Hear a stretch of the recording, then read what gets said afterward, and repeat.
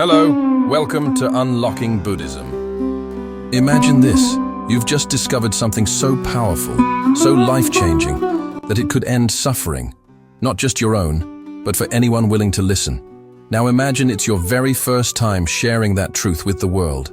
Who would you speak to? What would you say? And what if no one believed you? That was exactly the moment Siddhartha Gautama faced, the man we now call the Buddha.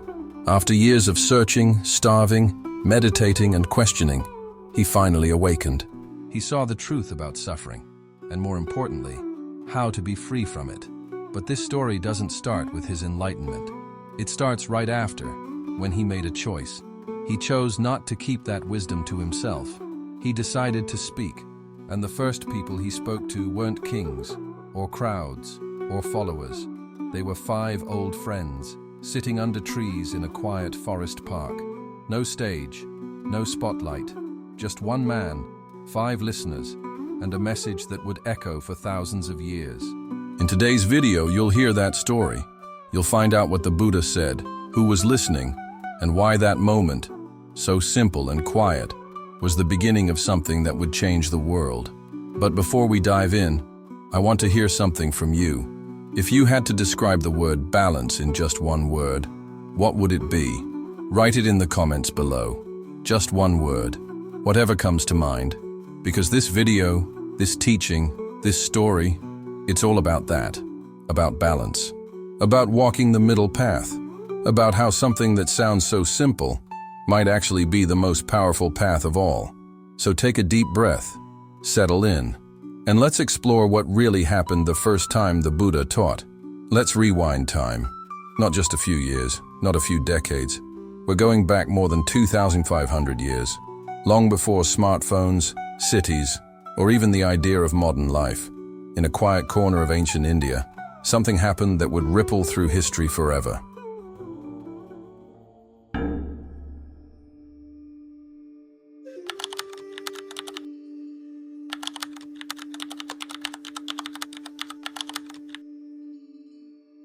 A man named Siddhartha Gautama had once been a prince.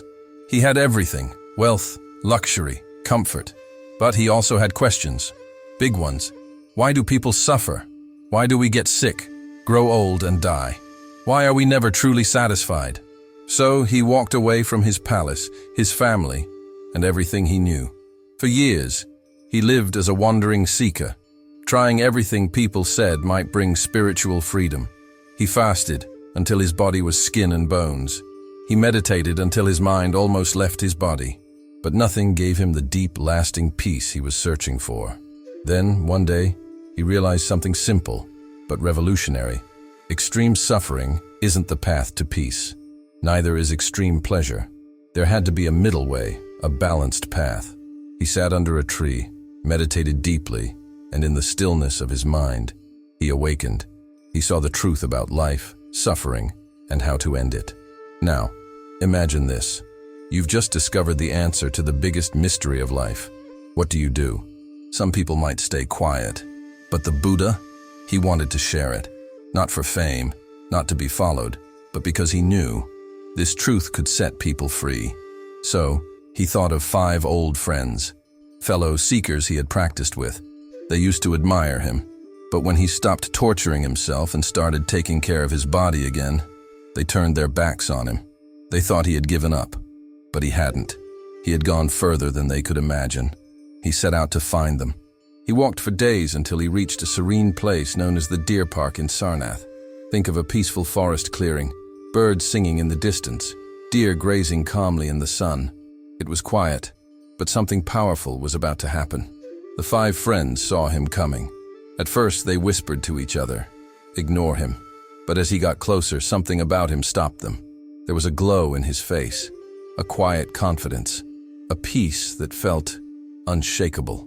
When he spoke, they listened, not out of habit, but because they felt something real, something deep. And there, in that simple setting with no stage, no followers, no microphones, the Buddha gave his first teaching. It was the very first time he shared what he had discovered. That moment became known as the turning of the wheel of Dharma, the moment when the truth started moving forward, gently, but powerfully, like a wheel that would never stop turning. And here's the amazing part. It didn't take hundreds of people. It wasn't about a crowd. It was just 5 people, sitting in silence, listening to someone who had seen the truth and wanted to help them see it too. That was the beginning, the first time the Buddha taught. And even now, over 2,000 years later, that moment still echoes, not just in temples or books, but in hearts and minds of anyone who hears the message and pauses to listen. Let's take a closer look at one of those 5 men sitting beneath the trees in that peaceful park on the day the Buddha first spoke. His name was Kondanya, and even though this moment in history belongs to the Buddha in many ways, what happened to Kondanya that day is just as remarkable. In fact, it was the beginning of something huge. Years earlier, when Siddhartha was just a newborn baby, a group of wise men was invited to predict his future. But Kondanya said something different. He didn't hesitate. He boldly declared, "This child." So fast forward decades later, and now here he is, older, wiser, and sitting in front of that same child, now a grown man who had truly become the Buddha. But here's the twist. Kondanya had walked away from him once. Years earlier, they had practiced together, trying all sorts of harsh spiritual disciplines, starving themselves, pushing their bodies to the limit. But when Siddhartha stopped all that and started eating again, taking care of himself, they thought he gave up. So they turned their backs on him. Now, here he was again, sitting in the grass, listening as Siddhartha, now the Buddha, spoke not with theories or hopes, but with the calm authority of someone who had seen the truth. And as the Buddha spoke about the nature of life, how suffering works, why we feel it, and how we can end it, something shifted inside Kondanya. It was like a door that had been closed for years, suddenly creaked open. He wasn't just hearing words. He was understanding. This wasn't a dramatic, emotional revelation. It wasn't like lightning from the sky. It was something quieter, deeper, a clarity, as if the fog in his mind finally lifted and the path ahead became crystal clear. In that moment, Kondanya became the first person in the world, after the Buddha, to truly grasp the Dharma. Now, what does that mean? Imagine standing at the edge of a great river. For your whole life, you've wandered the shores looking for a way across. But then, finally, you step into the water, and the current gently begins to carry you. You don't have to fight your way forward. You're being carried, inevitably, toward awakening. That's what becoming a Sotapanna means. You've stepped into the stream of enlightenment. You can no longer go back. From that moment on, Kondanya would never again be the same. And the Buddha saw it. And just like that, Kondanya received a new name. He wasn't just a student anymore. He was a knower, the first to truly see what the Buddha saw. That moment changed everything, because now the Buddha wasn't just a solitary figure who had awakened alone. He had a witness, a companion, a proof that the path could be walked and that others could follow. Think about it. Without Kondanya's realization, Buddhism might have stayed a quiet story of one man. But with Kondanya, it became a movement. It became a shared journey. And that's the power of this moment. Not just that the Buddha taught, but that someone listened and understood. Kondanya's awakening reminds us of something timeless. You don't need to be perfect. You don't need to be a monk, a genius, or a sage. You just need to hear the truth, reflect on it deeply, and let your heart be open. Awakening begins when we truly see, and that's exactly what Anya Kondanya did. Let's pause for a moment and ask a big question. What was so special about the Buddha's first teaching? What could he have possibly said in just a short conversation, in a quiet forest clearing, that would echo across thousands of years? It all comes down to one central idea, an idea so simple that most people overlook it, and so powerful that it became the foundation of an entire spiritual path, the middle way. Now, what does that mean? Imagine your life as a journey. Along the road, you'll find 2 tempting paths. One of them is lined with pleasure. It's full of comfort, food, entertainment, attention, things that feel good. And the more you walk down this road, the more you want. But here's the catch. It never truly satisfies you. You enjoy it, yes, but the feeling fades. Then you're left wanting more. It's like drinking salty water. The more you drink, the thirstier you become. That's indulgence. And it's exhausting. Now the other path is the opposite. It's steep, harsh, and lonely. It's filled with pain, with denial, with the belief that the more you suffer, the more spiritual you become. It's where people beat themselves up, literally or emotionally, thinking they can purify their soul by punishing the body. That's self-mortification. And the Buddha had walked this road for years. He fasted until he was nothing but skin and bones. He pushed his body past every limit, thinking that was the way to truth. And then, one day, he nearly died. That's when it hit him. There's a third path, a middle way, a road that isn't paved with excess, but also not soaked in suffering. A path that honors both body and mind, a way of living that's rooted in balance, awareness, and wisdom. He called it Majjhima Patipada, the middle way. And it's not just a concept. It's not some mystical idea floating in the air. It's a practice, a way of living, moment by moment. It means you eat, not too much, not too little. You rest, not out of laziness, but because your body needs it. You speak, not to impress, but to uplift. You work, not for fame, but to serve and grow. You meditate, not to escape reality, but to see it clearly. The Buddha compared it to a stringed instrument. If the string is too loose, it won't play. If it's too tight, it will snap. But when it's tuned just right, it sings. And that's the middle way. That's what he taught in that first sermon. Now, here's the surprising part. In the West, we often hear it translated as the middle path, and we imagine it like a physical trail we follow. It's not a road you walk, it's a way you live. It's not a destination, it's a discipline, not something out there, but something in here. This subtle shift changes everything. It means that enlightenment doesn't come from where you are, or what you have, or even how much you know. It comes from how you relate to your own experience, how you respond to your thoughts, your desires, your habits, and the world around you. And the middle way teaches us this. You don't have to reject joy. You don't have to embrace pain. This became the core of the Buddha's teachings. Everything else, meditation, mindfulness, the Four Noble Truths, the Eightfold Path, they all grow from this one realization. And the best part? It's not just for monks, not just for hermits in the mountains or saints in silence.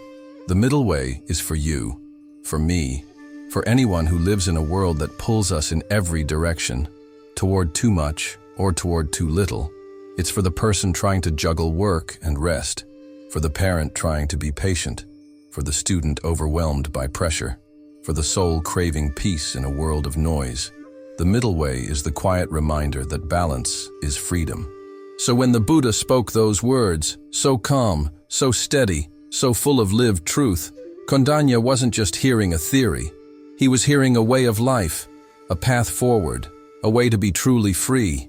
Let's be honest, when we're struggling, it's easy to believe that the answer must be extreme, that if something's not working, we have to go all the way in the opposite direction. And when it comes to spiritual life, many people fall into that trap. They think, if pleasure leads to attachment and distraction, that's exactly what Siddhartha Gautama, before he became the Buddha, believed too. He tried it. For 6 long years, he pushed his body beyond its limits. He fasted for days on end. His bones stuck out, his skin clung to him like paper. He barely had the strength to stand. He exposed himself to the elements. He held his breath until he nearly lost consciousness. And all the while, he thought he was on the right path. He thought that if he just suffered hard enough, the truth would finally be revealed. But here's what he discovered. Pain doesn't make you pure. Deprivation doesn't make you wise. He realized that by torturing his body, he was only creating more tension, more craving, just in a different form. He was still clinging to something. Before, it was comfort. Now, it was control. Either way, he was trapped. It's like this. Imagine someone trying to fix a broken TV. Every time the image goes fuzzy, they kick the screen. And, just for a second, it works. So they keep doing it, again and again, until one day, the TV is ruined. Why? Because they were attacking the problem in the wrong place. That's what self-mortification is. You think the issue is your body, that it's your senses, your hunger, your desire. So you punish yourself. But the real problem isn't the body. It's the mind, the way we cling, resist, grasp, and fear. And when the Buddha saw this clearly, it changed everything. He realized he couldn't keep harming himself and expect clarity to emerge. He needed his body to be strong enough to sit still, healthy enough to meditate deeply, steady enough to carry his mind into calm and concentration. So he did something shocking. He accepted food, a simple meal of rice cooked in milk. To others, it looked like failure. His fellow ascetics scoffed. He's given up. But in truth, it was the most powerful decision of his life. It meant letting go of pride, letting go of appearance. It meant choosing wisdom over ego. And that's what he taught in his first sermon. He warned his followers, don't fall into extremes. Don't chase endless pleasure, but also, don't glorify pain. You see, there's a sneaky thing that happens when people suffer intentionally. They start to feel proud of their pain. Look how disciplined I am. It feeds the ego just like pleasure does. That's why the Buddha said, even the spiritual path can become another form of attachment. Even silence can become vanity. Even poverty can become pride. Even simplicity can become a mask for ego. This part of the teaching is especially relevant today. We live in a world that sometimes glorifies hustle culture, burnout, and self-sacrifice. The idea that if you're not suffering, you're not doing it right. But the Buddha's wisdom cuts through all of that. He reminds us, healing isn't about hurting yourself. Growth isn't about punishment. Awakening doesn't come from shame.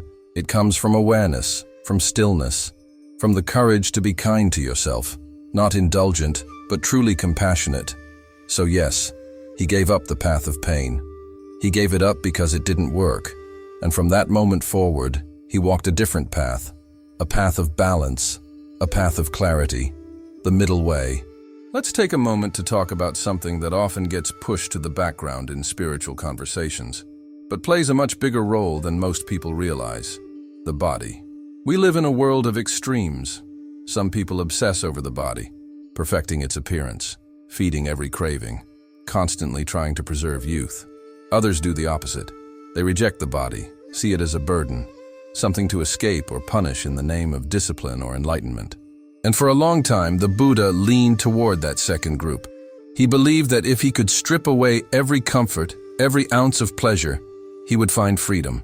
But after years of suffering in the name of wisdom, something profound became clear. The body is not the problem, and it's definitely not the enemy. Yes, it's temporary. Yes, it gets tired, hungry, sick, and eventually dies. But it's also the starting point of every meditation, every breath, every moment of presence. Without it, we don't wake up. Let that sink in. Without a stable body, the mind can't rest. Without a body that's cared for, not pampered, but simply respected, the deeper work of inner transformation can't take root. The Buddha realized that in order to reach the deepest levels of peace, he had to start by treating his own body not as an obstacle, but as an ally. He began eating, not to indulge, but to have strength to sit. He bathed, not to feel fancy, but to maintain dignity. He let go of the belief that pain was proof of progress. And in doing so, he stepped into true wisdom. Because real wisdom is not about denying your humanity. It's about seeing it clearly and living from that clarity. And it's subtle. That's the part most people miss. For example, even something as small as how you wear your clothes can reveal your mindset. In the Buddha's time, monks were encouraged to patch their robes when they wore out, to live simply. But he noticed something interesting. Some monks patched their robes discreetly, humbly. Others made sure everyone saw how humble they were, walking around in visibly tattered robes with a proud smile. Same action, different mindset. One came from understanding, the other from ego. Even in silence, even in simplicity, even in spiritual acts, ego can hide. It can grow in the shadows of discipline, and the Buddha saw it. He called it out. Because that kind of self-deception is just another trap. He taught that wisdom isn't in appearances, it's in intention, it's in awareness, and it's in how we treat the very life we're living, moment to moment.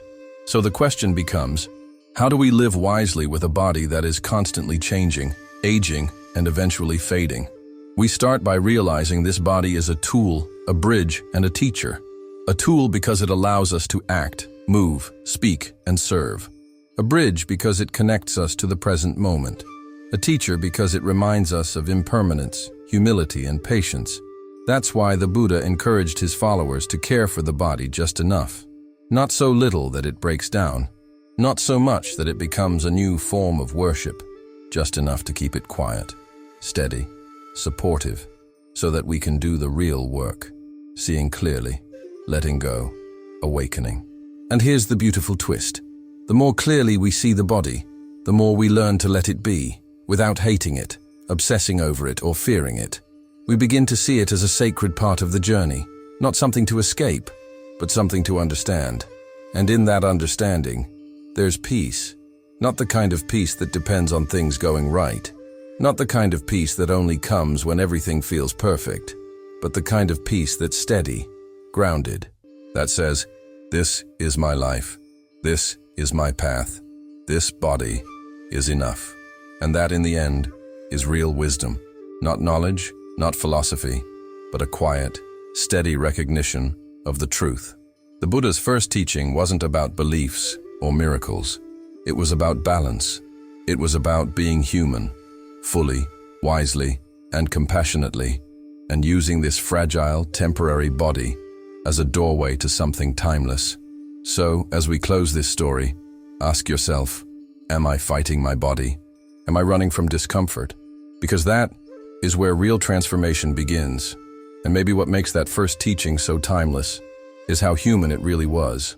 No spotlight, no dramatic moment, just a man sitting in silence, choosing to speak, not to impress, but to help, choosing to share a truth that had changed his life, hoping it might change someone else's too. And it did. One person listened deeply, and in that listening, he understood. That moment, quiet, ordinary, sparked a movement of awakening that still echoes today. It reminds us that truth doesn't need to be loud, it just needs to be lived. That balance isn't weakness, it's strength, and that the path to freedom is not a race. It's a steady, honest walk through the middle. So if there's one thing to take from this story, maybe it's this. You don't need to go to extremes to find peace. You don't need to be perfect to begin. You just need to stop, listen, and take one mindful step forward. And if this story stirred something in you, if even one part of it made you pause or reflect, then I invite you to share just one word in the comments. What are you taking with you from this? Clarity, stillness, curiosity, whatever it is, put it in words. Let's turn this into a conversation. And if this video spoke to you, take a moment to like it, subscribe to the channel, and share it with someone you care about. Someone who might be ready to hear this too. Thank you for being here, for listening with an open heart. I'll see you in the next video. Until then, keep walking gently.